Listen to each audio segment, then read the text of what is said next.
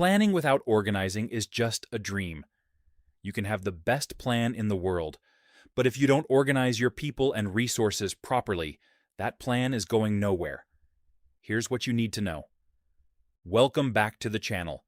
If you're new here, we cover management concepts in the simplest, most practical way possible. Today, we are talking about organizing, the second most important function of management, right after planning. And if you haven't watched our video on planning yet, I'll link it at the end. Seriously, watch it after this one. It'll all make perfect sense together. So, what exactly is organizing in management? In simple words, organizing is the process of arranging people, resources, and tasks in a structured way so that a business can achieve its goals. Think of it like a football team. The coach has a game plan, win the match. But before a single player steps on the field, the coach organizes everything. Who plays striker? Who defends? Who is the goalkeeper? What formation do we use?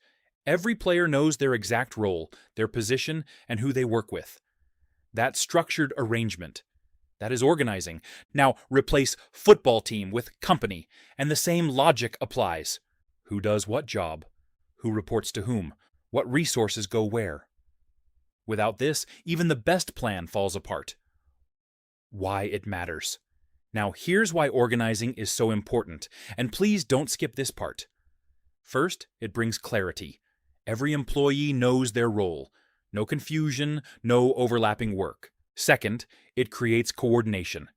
Different departments, like HR, finance, and sales, work together smoothly instead of working against each other. Third, it makes efficient use of resources. The right people are placed in the right positions. No waste, no gaps. And fourth, it gives your business a proper chain of command, so decisions get made faster and communication flows better. Basically, organizing turns your plan into an executable system. Let's quickly walk through the key steps of organizing. Step 1. Identify the work. First, figure out everything that needs to be done to achieve your goal.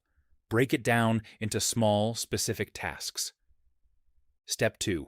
Group the tasks. Similar tasks get grouped together. For example, all financial tasks go to the finance department. All marketing tasks go to the marketing team. This is called departmentation. Step 3. Assign responsibilities. Now, you decide who is responsible for each task or department. Every job must have an owner. Step 4. Define authority. Along with responsibility comes authority. If you give someone a job, you must also give them the power to get it done.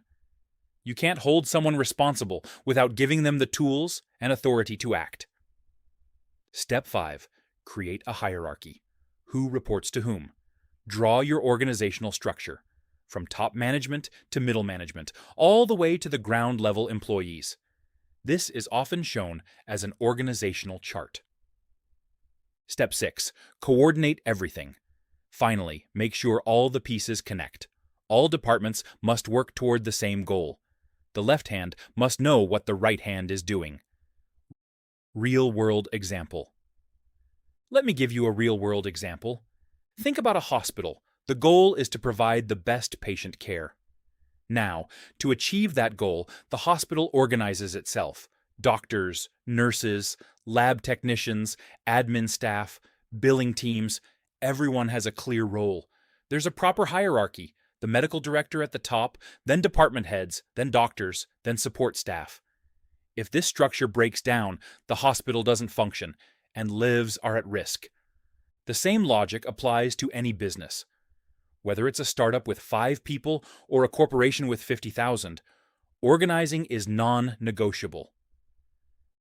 So, to quickly summarize, organizing in management is about structuring your people, tasks, and resources so your goals can actually be achieved. It gives you clarity, coordination, efficiency, and a proper system of authority.